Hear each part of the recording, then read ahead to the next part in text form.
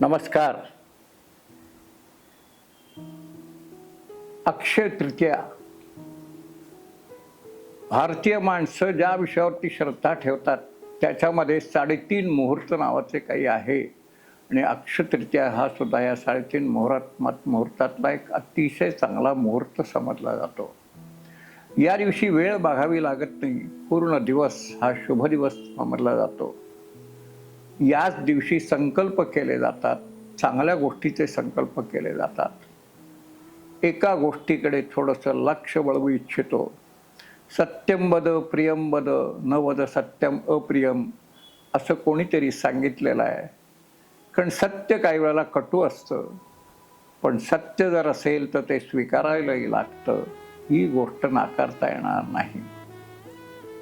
गेली कित्येक वर्ष पाश्चात्यांच्या प्रभावामुळे माणसं हळूहळू आत्मकेंद्रित बनतायत. मी, माझं सुख, माझा पैसा, अर्थजन्य सुखावरती आपला विश्वास वाढत चाललेला आहे की जी स्थायी सुख नाही आहेत, तात्पुरती सुख आहेत.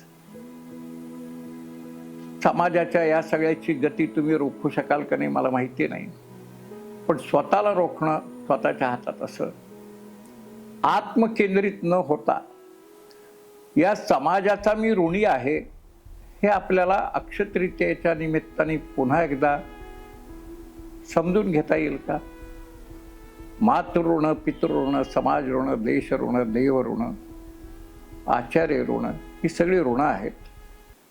आणि आपल्याला या दिवशी असा काहीतरी एक संकल्प करता येईल की ज्याच्यामधनं मी माझ्या जीवनामध्ये मला जे जे मिळालं त्यातला काहीतरी भाग, मग तो वेळ असेल, आपली अक्कल असेल, आपलं कर्तृत्व असेल, आपलं ज्ञान असेल, आपला पैसा असेल, आपला वेळ असेल, कोणत्या ना कोणत्या तरी स्वरूपात किंवा या सगळ्या स्वरूपामध्ये आपण या समाजासाठी काही करू शकतो का याचा विचार करा, शोध करा आणि संकल्प करा. चांगला दिवस आहे, आज संकल्प केला तर तो सिद्धीच झाल्याशिवाय राहणार नाही.